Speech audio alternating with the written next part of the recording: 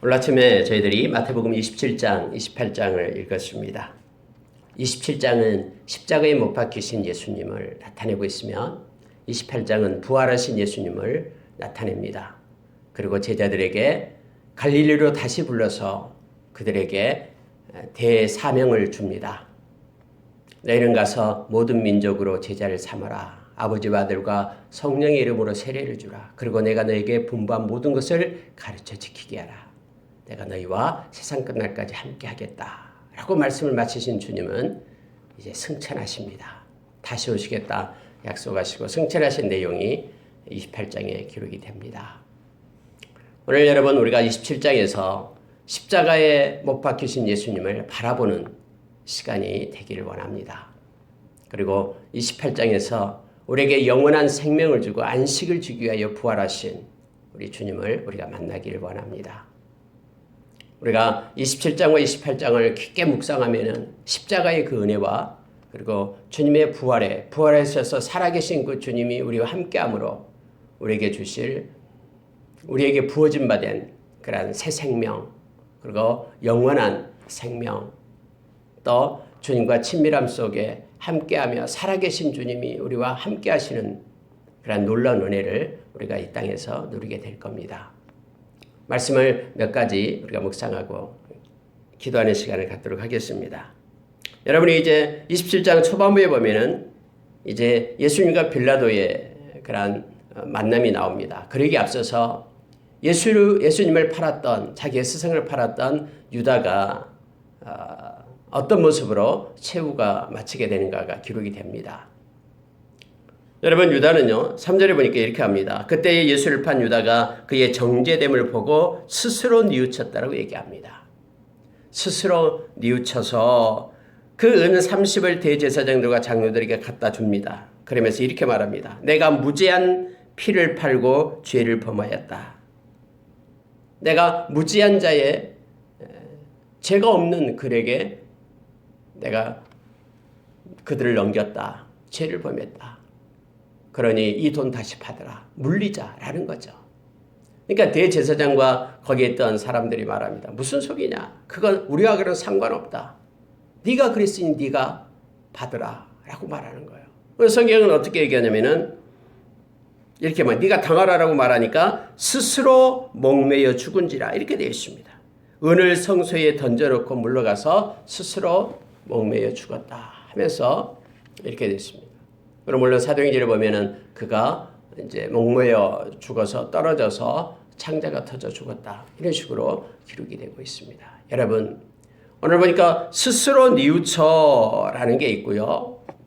우리가 뉘우침은 또 회개와는 다르다라는 걸 알게 돼요. 왜냐하면 회개를 하면은 반드시 하나님의 평안이 우리 가운데 임합니다. 그래서 자살하게끔 그렇게 고통 속에 두지 않습니다. 회개를 하면은 참된 회개를 하면은 주님께서 그것을 받고 용서해 주시면은 우리의 마음 가운데 주님 주신 평강으로 채워지게 되죠. 그래서 생명을 하나님이 주신 생명을 자기 스스로 해야지 않는다라는 걸 알게 됩니다. 여러분 성경에 보면은 그래서요 고린도후서 7장 10절 이하에 보면은 뉘우침에 대해서 얘기를 하는데 회개에 이르지 않는 뉘우침이 있다라고 얘기합니다. 우리가 여러분 후회는 많이 합니다. 우리가 세상을 살 때도 그렇죠. 후회하고. 그런데 회개는 잘 하지 않습니다. 후회는 잠깐 멈췄다가 자기가 살아온 일들을 잠깐 멈추고 거기에 대해서 후회를 하는 거예요. 그리고 또 그 길을 가는 거예요. 하나님을 찾지 않고요. 회개는 멈춰서서 완전히 돌아서 자기의 길을 버리고 하나님이 기뻐하는 길로 돌이켜 오는 것입니다. 이게 회개입니다. 그래서 고린도후서 7장에서는요. 이게 말합니다. 하나님의 백성에게 있어서 뉘우치고 회개하면 생명에 이른다라고 얘기합니다. 회개에 이르는 생명을 얻게 되는 거예요. 그러나 후회를 하는데 뉘우침이 있는데 오히려 세상 근심 속에 더 빠져서 그러한 뉘우침이 있지만은 그것으로 인하여 오히려 멸망에 이른다라고 성경은 두 가지 것을 말해주고 있습니다. 이게 다른 거예요. 예수 믿는 사람들은 이렇게 뉘우치고 회개해서 생명을 얻게 되는 거고요. 예수 믿지 않는 사람들은 그들에게 생명을 줄 사람이 없어요. 그래서 그들의 뉘우침, 그들이 그러한 세상의 근심 속에 빠져서 결국 멸망에 이르게 됨을 성경은 가르쳐 줍니다. 말씀이 그들을 이끌 때, 말씀의 거룩에 설 때요, 우리는 회개하고 말씀이 기준이기 때문에 주님께 돌아옵니다. 그래서 여러분 여기서 유다하고 사도 베드로하고 그 차이점이 있는 거예요. 베드로는 말씀이 생각이 나서 말씀이 그를 만진 거예요.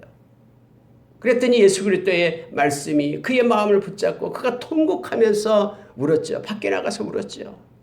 그리고 그가 주님이 주신 평안을 얻고 회개하고 하나님의 사람으로 다시 새롭게 선 거예요. 그러나 유다는 스스로 뉘우쳤다라고 말합니다.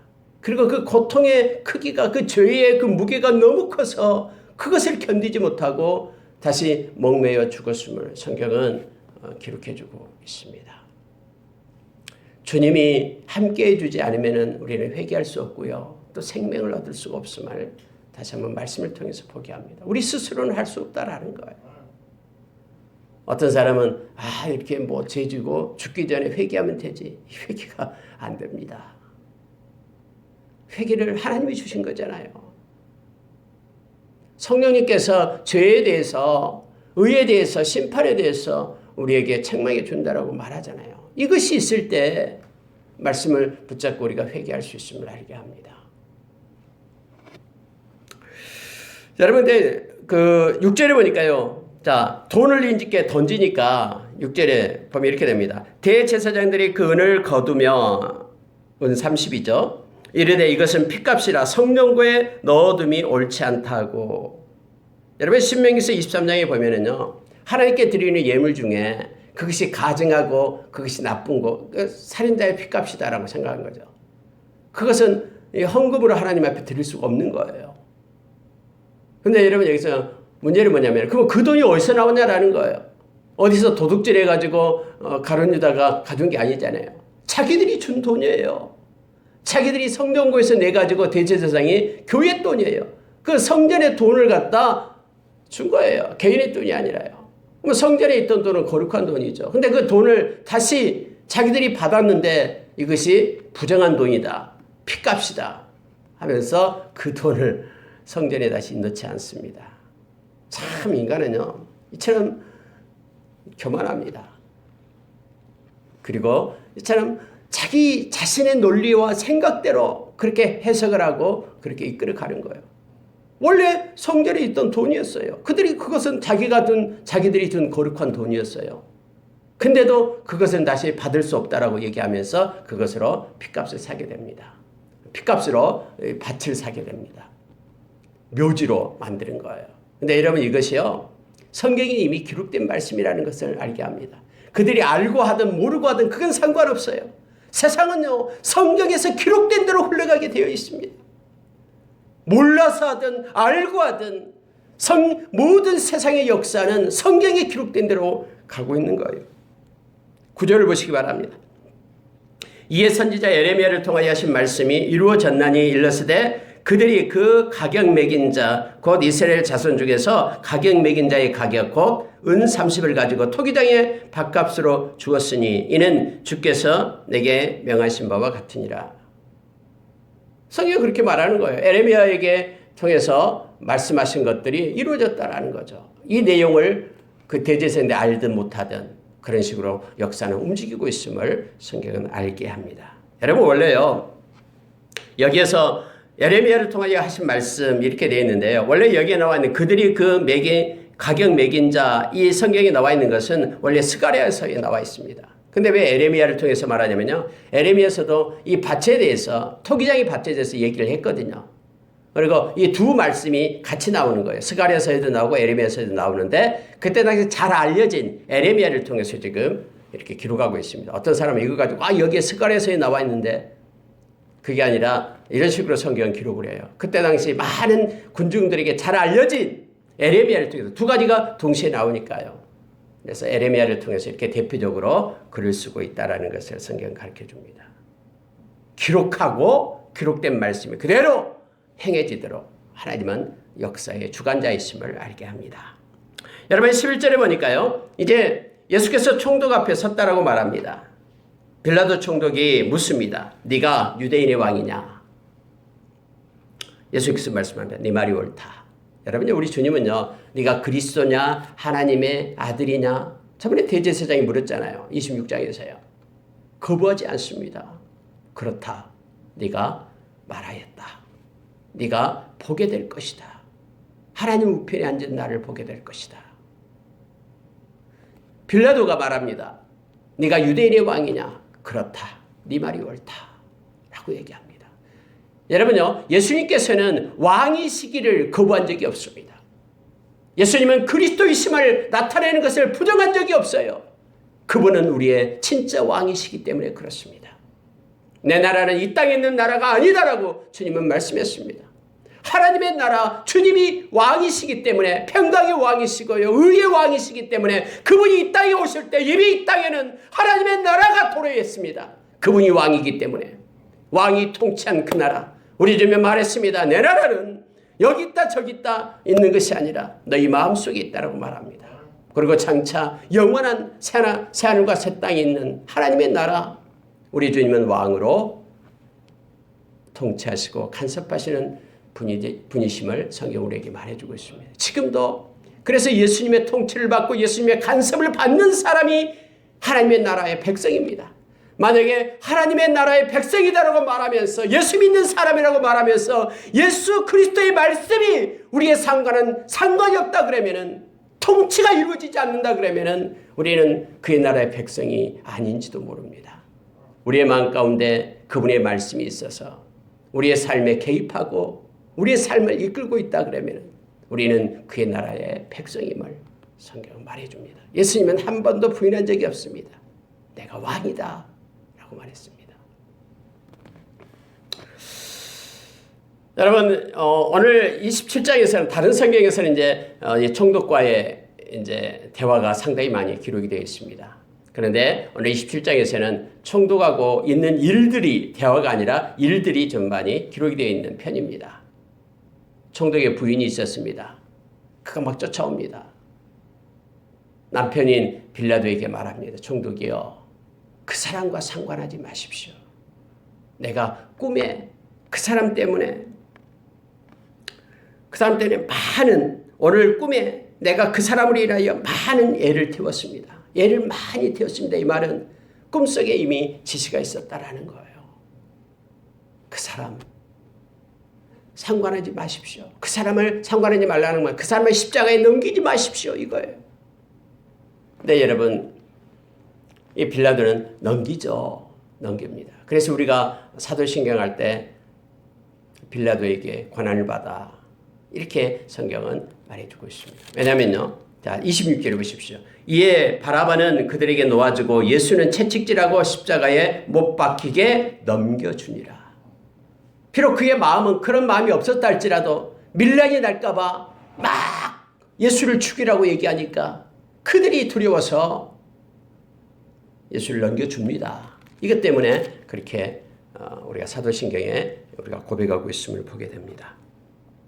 여러분 이 빌라도는 이렇게 생각했습니다. 예수는 그들이 종교적으로 시기해가지고 데려왔으니까 예수를 추종하는 사람들이 있을 거다라는 거예요. 오병이어의 기적이 있었고 수많은 사람들이 그를 선지자라고 생각하면서 그 군중들이 예수를 따라왔기 때문에 만약에 그들 앞에서 내가 이 전례대로 6월절이 되면은 죄인 하나를 풀어주는 그런 전례가 있기 때문에 전례대로 한다 그러면 많은 군중들이 예수를 택할 거다라고 생각한 거예요.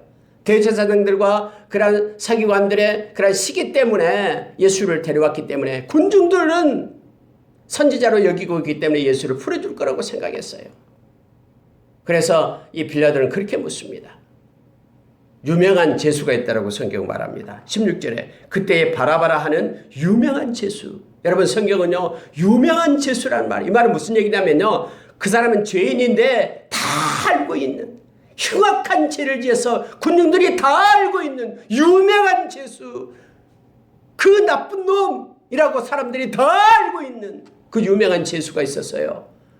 그래서 이 빌라도는요 옳지 가장 유명한 제수하고 예수 그리스도하고 두 명을 붙여놓으면은 많은 군중들이 그 예수는 죽여라 하고 그리스도를 풀어달라고 하겠지라고 생각한 거예요. 여러분, 그러나 이것은 사람의 생각이고 착각입니다. 군중들은 그 유명한 진짜 악명 높은 죄수 있는 바라바를 풀어달라고 한 거예요. 왠지 아십니까? 악한 자가 그들의 생각을 사로잡았기 때문에 그래요. 여러분, 성경에 보면 이렇게 됩니다. 20절 보시고, 대제사장들과 장로들이 무리를 권하여 바라바를 달라 하게 하고 예수를 죽이자 하게 하였더니, 이렇게 되어 있죠. 그들이 무리들을 막 권합니다. 충동합니다. 예수를 죽여야 된다. 그는 신성 모독한 자다. 그는 하나님이라고, 하나님의 아들이라고 얘기한다 하면서 막, 근데 그 대제사장의 말이요, 그들을 설득시킨 거예요. 여러분, 마지막 때도요, 악한 자의 거짓 선생, 거짓 선지자들이 많은 무리들을 예수께로부터 돌아서게 해요.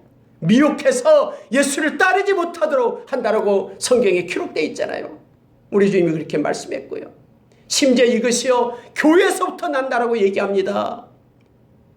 사도행전 20장에 보면은요, 바울사도가 그렇게 말해요. 밖에서부터 악한 이리가 와서 양들을 훔쳐가기도 하지만은 그 속에서 악한 자가 생겨가지고 예수를 따르는 것 대신에 자기를 따르게끔 한다라고 말합니다. 여러분, 이번에 명절 때 내려가서 잠깐 이렇게 말씀을 가지고 얘기를 나누고 뭐 그런 적이 있었습니다. 언제나 여러분, 우리가 말씀을 가지고 교제를 하면요, 우리의 영이 막 살아나고 기쁨이 누려져요. 그러나 말씀이 아닌 세상적인 얘기를 하게 되면요, 우리의 영이 막 가라앉고 고통을 당합니다.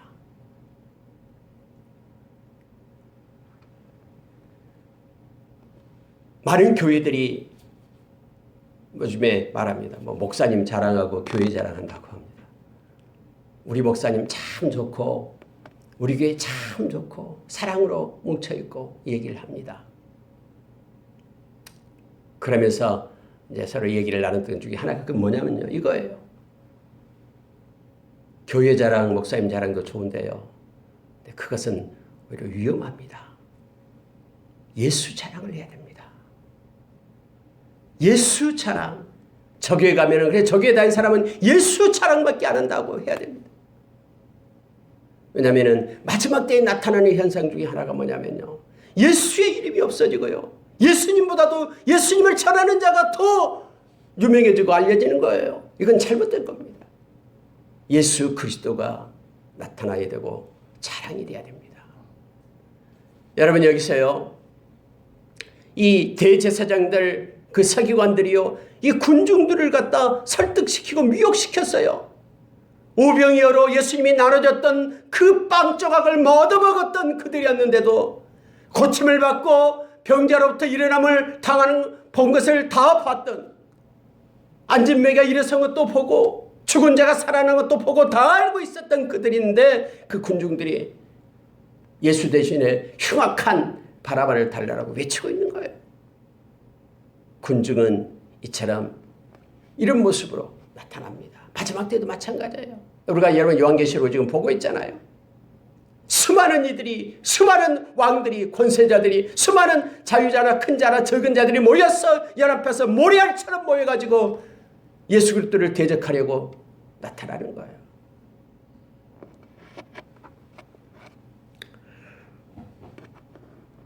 여러분, 24절 보시기 바랍니다. 빌라도가 아무 성과도 없이 도리어 밀란이 나려는 것을 보고 물을 가져다가 무리 앞에서 손을 씻으며 이르되, 이 사람의 피에 대해 나는 무죄하니 너희가 당하라. 백성이 다 내다보되 이 그 피를 우리와 우리 자손에게 돌릴지어다. 우리가 받겠습니다. 예수의 피, 그 핏값 우리가 받겠습니다. 우리 자손들이, 후손들이 받겠습니다. 엄청난 고백을 하는 거예요. 무슨 뜻인지도 모르고요. 여러분, 우리가 때로는 사람의 체면 때문에, 눈에 보이는 것 때문에 이 빌라도처럼, 때로는 이 앞전에 헤로드 왕처럼, 세례 요한의 목을 잘라낸 헤로드 왕처럼 그렇게 나타나는 것, 사람 체면, 사람 두려움 때문에 엄청난 죄 가운데 우리가 놓일 수 있다는 것을 기억해야 됩니다. 그래서 사람을 두려워해서는 안 됩니다. 막 사람 밀량이 날까봐 그게 두려운 거예요, 빌라도는요.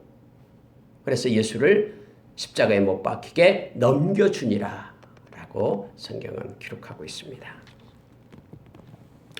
여러분, 예수님이 군병들에게 이제 넘겨왔습니다. 여러분, 십자가를 진다라는 것은요, 엄청난 일입니다. 공식적인 문서에는 십자가를 진 사람이 98명밖에 없답니다. 전쟁 중에는 물론 십자가에 많이 못 박혀 죽이기도 했지만요. 그만큼 고통스럽고 힘든 것이 십자가예요. 왜냐하면 십자가는 지기 전에 엄청나게 두들겨 맞습니다. 채찍에 맞고요. 채찍에 납덩이가 붙어 있어가지고 살을 막 다 찢어버리는 거예요. 막 갈비뼈 다 드러나게 하고요. 이렇게 엄청나게 힘들어서요. 거의 죽은 상태가 된 거예요. 그리고 그 십자가를 자기가 지고 가야 됩니다. 자기가 죽을 십자가 자기가 지고 가게 되는 거예요. 얼마나 이 성경이 지금 말하고 있잖아요. 27절에서 31절까지 이 군병들의 손에 맡기는, 그러면 군병들이 자기 마음대로 갖고 노는 거예요. 오늘 희롱하고 갈대로 뺨을 치고 때리고 네가 왕이냐 홍포를 입혀가지고 조롱하고 막 엎드려서 절하면서 낄낄거리고 이런 수모를 당하게 됩니다. 여러분, 그냥 고통스럽게 십자가에 못 박혀 죽으신 그 예수님만을 생각하는 것이 아니라요. 예수님은 이런 부끄러움을 당했어요. 침뱉음을 당하고 수치와 모욕을 당했습니다. 근데 히브리서 10장 2절 3절에서 근데 예수님은 그 조롱과 핍박, 그 수치, 부끄러움 그거 개의치 않았다라고 얘기합니다. 왜냐하면 저와 여러분을 살려내기 위해서요. 저와 여러분에게 생명 주기 위해서 부끄러움을 개의치 않았다라고 성경은 말해주고 있습니다. 31절에 보니까 희롱을 다한 후 홍포를 벗기고 도로 그의 옷을 입히고 십자가에 못 박으려고 끌고 나가니라 이렇게 되어 있습니다. 예수님이 너무나 많이 맞았어요. 또 다른 죄인보다도 더 고통스럽게 그렇게 힘든 조롱을 받았습니다. 그래서 십자가가 너무 무거워서 많이 쓰러집니다. 골고다 길 올라가면서. 성경에 보면 32절에 나가다가 시몬이란 구레네 사람을 만나매 그에게 예수의 십자가를 억지로 지어가게 하였더라. 이렇게 되어 있죠. 여러분, 이거 지금 아침에 일어난 일입니다. 아침에. 구레네 시몬이 십자가를 예수님과 같이 지고 골고다 언덕까지 올라가게 됩니다. 물론 성경에는 그의 아들들이 다 예수를 잘 믿는 자들로 나타납니다. 알렉산더, 루포. 이렇게 해서 여러분, 예수님께서 십자가에 못 박히십니다. 자, 39절 보시기 바랍니다. 지나가던 자들은 머리를 흔들며 예수를 모욕한다라고 얘기합니다. 이르되 성전을 열고 사흘에 짓는 자여, 네가 만일 하나님의 아들이거든 자기를 구원하고 십자가에서 내려오라. 여러분, 지나가는 사람이 이렇게 말하는 거예요. 그랬더니 옆에 있던 대제사장들, 서기관들, 장로들 그들이 다시 예수님을 희롱하기 시작합니다. 그가 남은 구원하였으되 자기는 구원할 수 없도다. 그가 이스라엘 왕이로다. 지금 십자가에서 내려올지어다. 그리하면 우리가 믿겠노라. 여러분, 믿음을 가지고요 지금 장난치고 있는 거예요. 여러분, 이 땅에서 가장 존귀한 것이 믿음인데 이 존귀한 믿음을 가지고 예수님 앞에서 내가 믿어줄게 라고 말하고 있는 거예요. 네가 이런 일을 해봐라. 십자가에 내려와 봐라. 믿어줄게. 대제사장이 그렇게 말하고 있는 거예요. 오늘날도 여러분, 우리가 믿음을 가지고 장난치는 사람들이 있습니다. 우습게 하는 사람이 있어요. 심지어 여러분, 우리가 예수 그리스도를 믿는 이 믿음을 가지고 소위 교회를 다닌다는 사람들 중에서도 이 믿음을 가지고 마치 뭔가를 얻어내는 그런 도구로, 수단으로 사용하는 이들이 있어요. 세상에서 가장 존귀한 것은 믿음입니다. 우리가 주님 만났을 때 우리 주님은 우리의 믿음만을 보게 될 겁니다. 그리고 우리의 믿음 가지고 우리 주님이 지상에 있을 때 그렇게 하셨듯이 믿음이 큰 자를 보면 주님이 너무 기뻐서 이만한 믿음을 내가 본 적이 없다면서 제자들에게 자랑을 하고 그렇게 큰 소리로 외쳤듯이 믿음이 없는 걸 보면은 올고 피스도의 믿음이 적은 자들아 왜 의심했느냐? 왜 걱정했느냐? 왜 두려워하느냐? 왜 힘없이 주저앉아 있느냐? 왜 깨닫지 못하느냐? 라고 주님이 그렇게 말씀했듯이 우리가 믿음으로 이 땅을 살아내고 승리하게 될 때 베드로전서 1장 7절의 말씀처럼 우리 주님은 우리의 믿음을 가지고 우리에게 영광을 주고 우리를 칭찬하고 우리를 존귀케 한다라고 성경은 말해주고 있습니다. 많은 이들이 우리가 전도하고 그러면은 마치 이게 엄청난 선심이나 쓰는 것이냐 믿어줄게 라고 말하는 이들이 있습니다. 믿음은 우리 자신을 위한 겁니다. 여러분이 믿는 것이 예수님을 위한 겁니까? 지금 그들은 그렇게 말하고 있는 거예요. 그들이 소위 말씀을 많이 연구하고 또 하나님을 섬기고 있다는 사람들의 그런 목소리예요. 대제사장들, 서기관들 그들이 말하기를 한번 예수님 내려와 봐라 믿어줄게 라고 말하고 있는 거예요. 우리도 때로는 이 착각 속에 빠지는 경우가 있습니다. 내가 믿음을 갖고 있는 것이 마치 예수님을 위한 것이냐 하나님을 위한 것이냐 착각해요. 믿음은 우리 자신을 위한 거예요. 믿음이 없다면 우리는 생명이 없어요. 천국의 백성이 될 수 없어요. 그래서 우리에게 믿음 주신 것에 대해서 너무나 감사하고 하나님께 너무나 우리의 기쁨을 드리고 경배해야 돼 마땅하는데 마치 우리가 믿음 생활하는 것이 예수님을 위한 것이냐 예수님 내가 이렇게 믿음을 지켰습니다 하면서 그것이 우리의 훈장이 되고 자랑이 된다라는 거예요. 이것은 성경으로 볼 때 우리는 잘못된 것임을 우리가 알게 됩니다. 여러분 성경에 보면은 함께 십자가에 못 박힌 강도들도 이와 같이 욕하더라라고 되어 있습니다. 물론 누가복음에서는 한편 강도가 이제는 회개하고 돌아오잖아요. 당신의 나라에 임할 때에 나를 기억하소서 하니까 오늘 네가 나와 함께 낙원에 있으리라 얘기하죠. 근데 여러분 마태는 지금 이렇게 기록을 하고 있어요. 함께 십자가에 못 박힌 강도들도 이와 같이 욕하더라 이렇게 되어 있죠. 이게 틀립니까? 성경이요? 아니에요. 처음에 이 강도들 둘 다 이렇게 욕했어요. 막 덩달아서 제사장들이 욕하고 지나가는 사람들이 모욕하고 하니까 덩달아 그렇게 한 거예요. 그러면 회개하고 돌아온 것은요. 이 처음이 아니에요. 다음에 예수님께서 십자가에서 7마디를 하시잖아요. 그때 예수님이 특히 이 말씀을 합니다. 아버지 저들을 용서해 주십시오. 저들이 하는 일을 저들은 알지 못합니다. 또 그가 이렇게 견뎌내고 있는 예수님께서 십자가에서 아무 말 없이 견뎌내고 있는 그런 모습들을 보고 한편 강도가 마지막에 회개하고 돌아온 거예요. 처음에는 이렇게 악한 자였어요. 동일하게요. 그래서 마태는 초창기에 그 두 강도에 대한 모습을 기록한 거고요. 누가는 회개하고 돌아올 때를 기록한 거예요. 그래서 서로 다를 뿐이에요.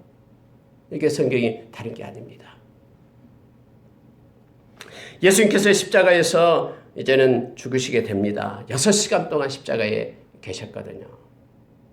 3시에 십자가에 매달려서 이 제 3시, 3시, 3시라는 게 뭐냐면요. 6을 더하면 됩니다. 그럼 9시예요, 아침. 오늘 성경에 여러분 45절에서 제6시로부터 온 땅이 어둠에 임하여 제9시까지 계속되더니 해서 6시, 12시입니다. 그러면 9시 그러면 3시입니다. 그래서 9시부터 3시까지 십자가에 못 박혀 계신 거예요. 그런데 12시가 되니까는요, 온 땅에 갑자기 어둠이 임하게 됩니다. 캄캄해진 거예요. 햇빛도 빛을 잃어버려요. 한 정오에. 그렇게 햇빛이 쨍쨍 내리쬐야 되는, 거기가 팔레스타인 지역은요, 그렇게 비도 안 와요.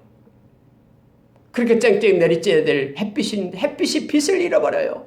그리고 땅이 흐릿게 옵니다.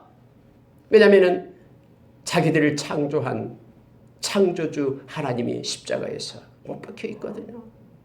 그 피조물은 아는 거예요. 제90대 46절 봅니다. 예수께서 제90쯤에 예수께서 크게 소리질러 이르시되 엘리 나마 사박다니 하시니 이는 곧 나의 하나님 어찌하여 나를 버리셨나이까 하는 뜻이라. 여러분 십자가상에서 7마디를 하는데 마태는 여기서 한마디를 기록합니다. 그게 바로 뭐냐면 엘리 나마 사박다니 라는 말이에요. 나의 하나님 어찌하여 나를 버리시나이까. 가상 7언을 합니다. 마태 하나, 마가 하나, 누가복음은 3개 요한복음에는 3개가 나옵니다. 물론 이건 이제 마테마가는 동일하게 엘리엘이나바 사박다니가 기록되어 있죠. 그래서 7마디예요. 네, 여러분, 때로는 이것이 잘 해석이 안 됩니다. 나의 하나님, 나의 하나님, 어찌하여 나를 버리시나이까? 예수님이 하나님이 버리셨는가? 우리가 표면적으로는 이렇게 생각하잖아요. 여러분, 이것은요, 우리가 이것을 말씀 잘 기억해야 됩니다.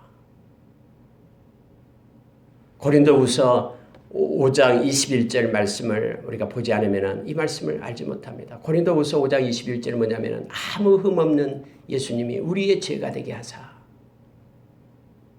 우리로 하여금 하나님의 의가 되게 했다라고 말합니다. 여러분, 예수님은 예수님 때문에, 예수님 자신 때문에 십자가에 못 박힌 게 아니에요. 예수님 자신은 아무 흠이 없어요. 그러면 하나님이 버리시지도 않죠. 그런데 예수님은 예수님 자신 때문에 십자가에 못 박힌 게 아니라 죄덩어리인 저와 여러분 모든 인류의 죄를 지고 죄의 저주를 십자가에서 받은 거예요. 지금 예수님은 죄가 된 거예요. 우리의 죄가 돼. 죄가 뭡니까? 하나님과 단절되는 게 죄잖아요.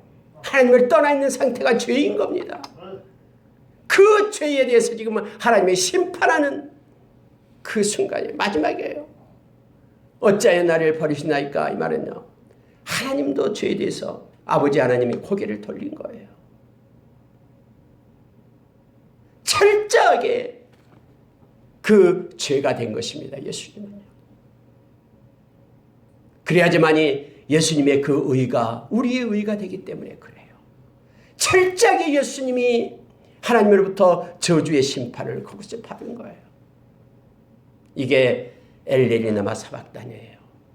이 말씀을 들을 때마다 우리는 우리의 저주를, 우리의 죄를 기억해야 됩니다.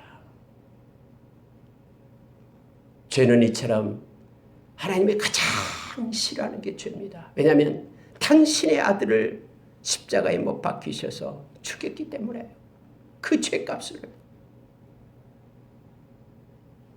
죄는 끈질깁니다. 죄는 계속해서 우리 가운데 나타납니다. 바울 사도가 로마서 7장에서 누가 이 오라라는 공간자로다, 이 사망의 몸에서 나를 건져내려, 누가 나를 건져내랴. 그 철저한 죄에 대한 인식이 있을 때 십자가의 은혜가 임한 거예요. 더 크게 하나님의 사랑을 우리가 느끼게 되는 거예요. 나를 위하여 죽으신 그 예수 그리스도를 우리가 사랑하고 더 깊이 그분을 우리 마음 가운데 모시게 되는 거예요. 그러나 죄에 대한 그 깊이 있는 인식이 없을 때는요, 십자가가 가벼워요.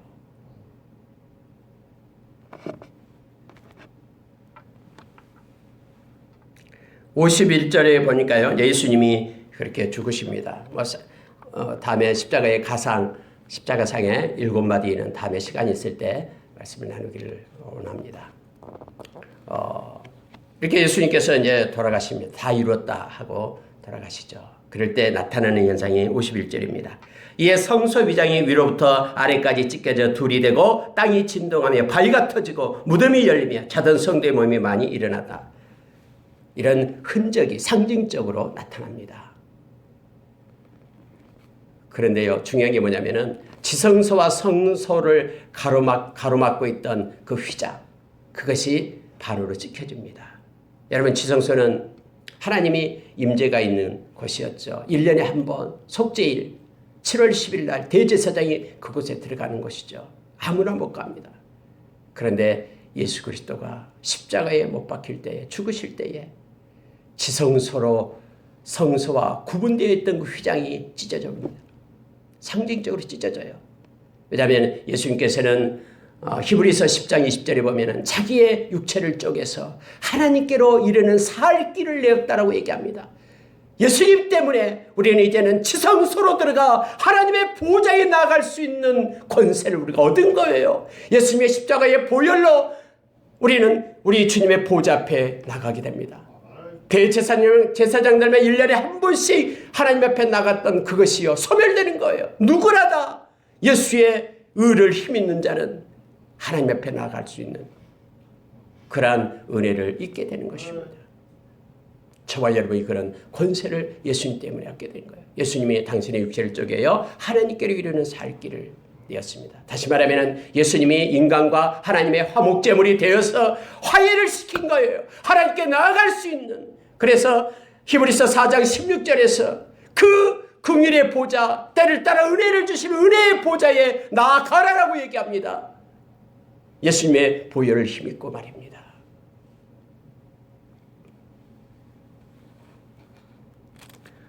여러분 57절에 보면은요, 예수님이 이제 죽으셨고요, 아리마대 요셉이라는 사람이 나타납니다. 성경은 그도 예수의 제자다라고 말하죠. 아리마대 요셉은 부자였습니다. 그리고 아리마대 요셉은 사내들인 공회의 회원이었습니다. 근데 예수님의 제자들은 다 도망가고 없어요. 무서워서 자기도 잡혀 죽을까봐. 예수님의 시신 홀로 딱 남아있는데 요셉이라는 사람이 나타나서 빌라도에 가서 말합니다. 그 시신을 달라. 제자들은 가서 빌라도에 가서 달라 말을 못해요. 잡혀 죽을까 봐요. 하나님은 요셉을 통해서 자기의 무덤에 장사하게끔 그렇게 합니다. 하나님은 때에 따라서 하나님의 일을 하는 사람들을 이렇게 구분하십니다. 세례 요한은 예수님이 오실 길을 준비하는 그 역할로 이 땅에 하나님은 보내셨고요.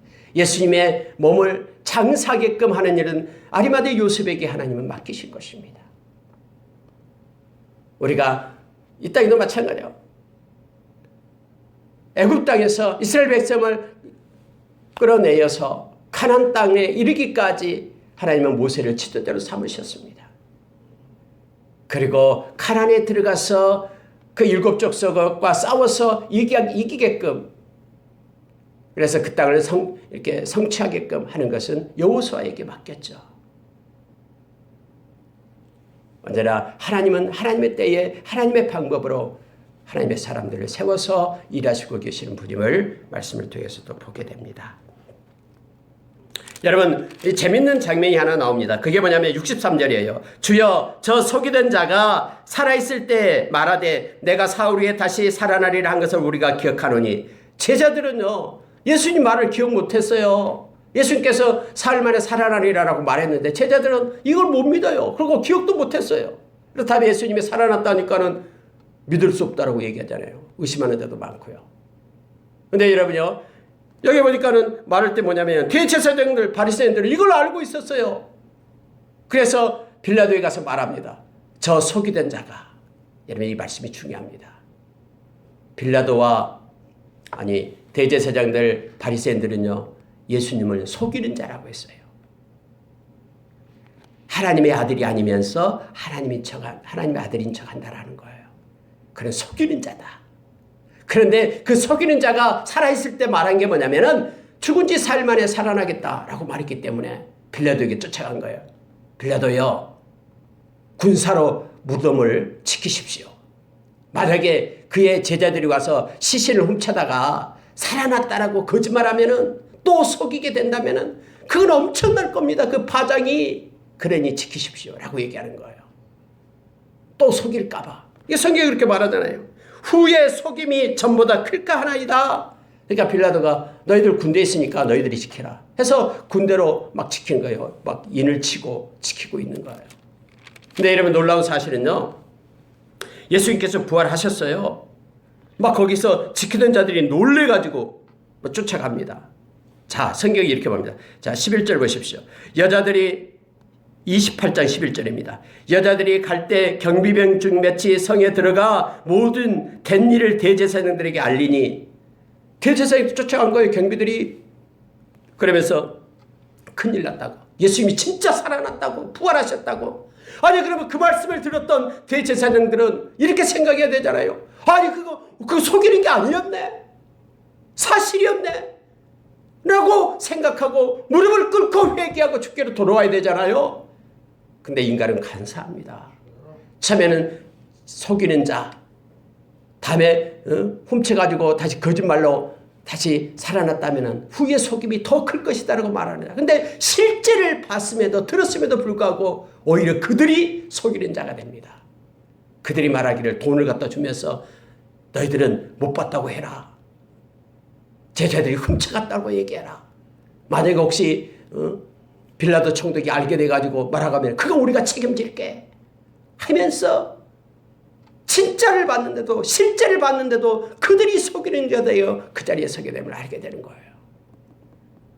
세상은요, 진실이 말해지고 진리가 말해지고 선포되면은 다 그것을 믿고 돌아올 것 같지만은 돌아오지 않습니다. 오히려 진리를 스스로 속이려 자기들이 속이는 자로 세우는 거예요. 왜냐하면요, 악한 자가 원래 속이는 자거든요. 악한 자가 이 거짓 사비가 바로 악한 자예요. 그래서 이 악한 자는요, 어떤 진리를 갖다 댄다고 해도 그걸 속여가지고 속이는 자를 무너뜨려요. 마지막 때는 특히 뭘 가지고 그들이 속이는 자가 되냐면요, 막 기적과 이적, 표적을 가지고 속이는 자가 되는 거예요. 그게 데살로니가후서 2장에 나와 있잖아요. 안식구 첫날 뒤에서 이제 예수님께서 부활하십니다. 28장에 보면은요, 여러분, 예수님의 부활은 그거잖아요. 우리에게 안식을 주기 위해서. 영원한 안식.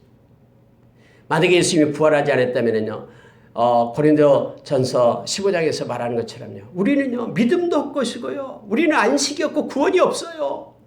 예수님의 부활 때문에, 예수님이 살아서 그 무덤에서 나오셨기 때문에 우리에게 안식이 있고 영원한 생명이 주어진 거예요. 속죄일에 7월 10일 날 대제사장이 그곳에 들어가서 지성소에 들어가서 나오지 못한다면요, 백성들이 죄가 사해짐을 받지 못합니다. 죽어버린다면 다른 제사장이 들어가서 또 제사를 지내야 되는 거예요.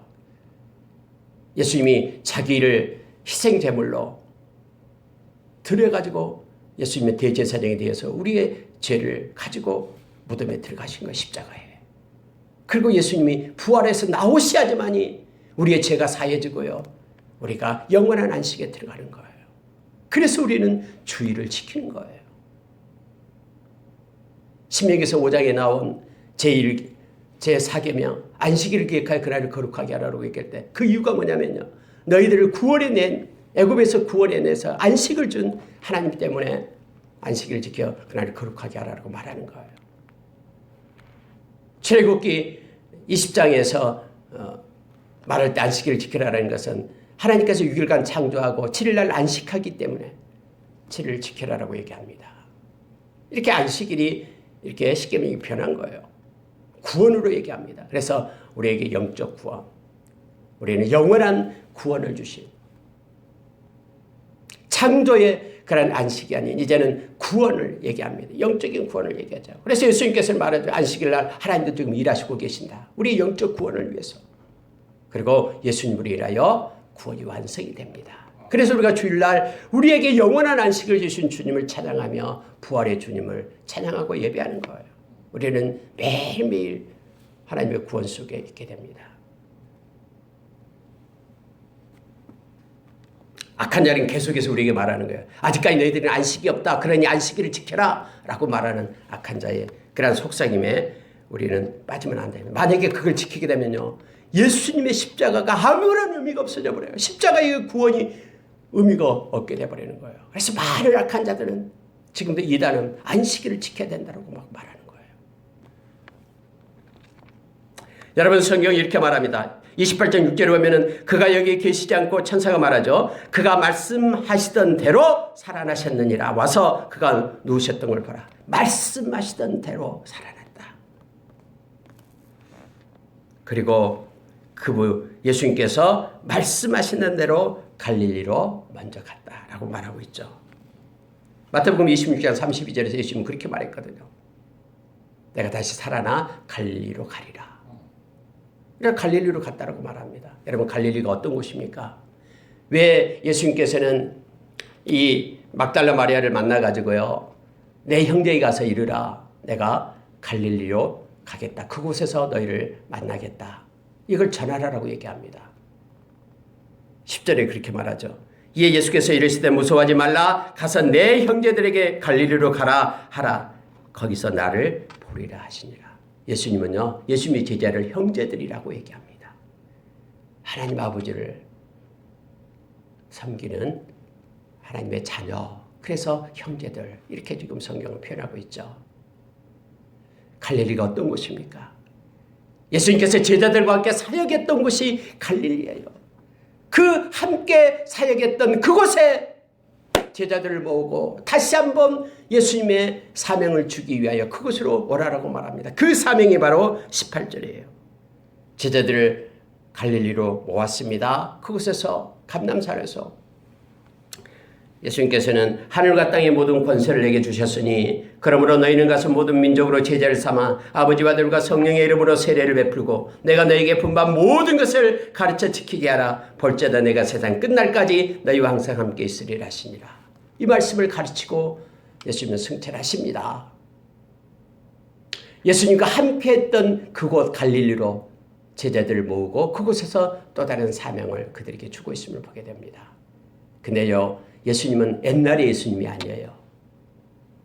예수님이 사명을 줄 때는요, 능력도 함께 줍니다. 그래서 여러분 성경이 이렇게 말하고 있습니다. 하늘과 땅의 모든 권세를 내가 가졌다. 그러니 그 권세를 내가 너에게 주겠다. 그러니 너희는 가서 이 사명을 감당하라고 얘기합니다.